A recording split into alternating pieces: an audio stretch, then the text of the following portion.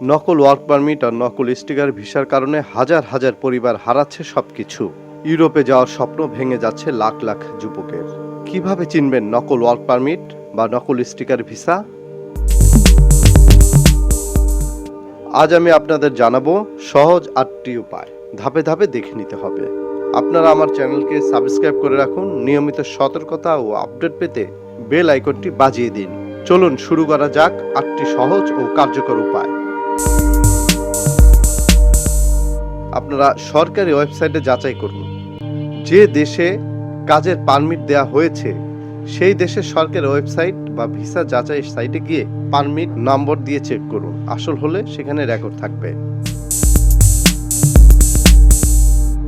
ইস্যুকারী office বা কোম্পানির নাম মিলিয়ে দেখুন। পারমিটে লেখা কোম্পানির নাম, ঠিকানা আর সিল সব অফিসিয়াল ওয়েবসাইটে খুঁজে দেখুন কোম্পানি আসল নাকি ভুয়া। দূতাবাস বা কনসুলেটে নিশ্চিত করুন। ভিসা দেওয়ার আগে সংশ্লিষ্ট দূতাবাসে ইমেল বা ফোন করে জেনে নিন আপনার পারমিট সত্যি কিনা। তারা কয়েক মিনিটেই বলে দিতে পারে। বিএমইটি লাইসেন্স চেক করুন।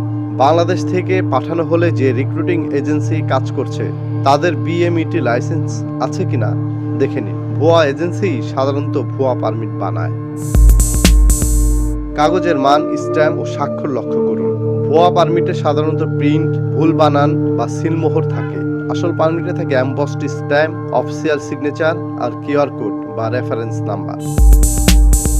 এটা কিন্তু খুবই গুরুত্বপূর্ণ।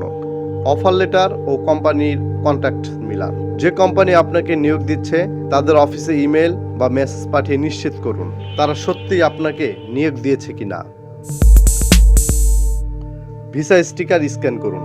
আসল ভিসা স্টিকারে থাকে হলোগ্রাম, এমবডেড কোড আর স্ক্যান করলে ইমিগ্রেশন সাইটে নাম চলে আসে। ভুয়া হলে স্ক্যানেই ধরা পড়ে যাবে। এটা কিন্তু খুবই কার্যকর এবং আপনারা সবাই করতে পারেন। যদি মনে করেন কাগজটা ভুয়া, সঙ্গে সঙ্গে বিএমইটি, দূতাবাস বা স্থানীয় পুলিশে জানিয়ে দিন। এতে আপনি বাঁচবেন আর অনেকের ক্ষতিও বন্ধ হয়ে যাবে। শেষে মনে রাখবেন, সঠিক যাচাই ছাড়া কোনো টাকা লেনদেন করবেন না। আর ভুয়া কাগজে বিদেশ যেতে গিয়ে জীবনটাই ঝুঁকিতে ফেলবেন না। চ্যানেল সাবস্ক্রাইব করে সাথে থাকুন নিয়মিত এমন তথ্য ও সতর্কতা পেতে। ফরিদ বাংলা, ঢাকা।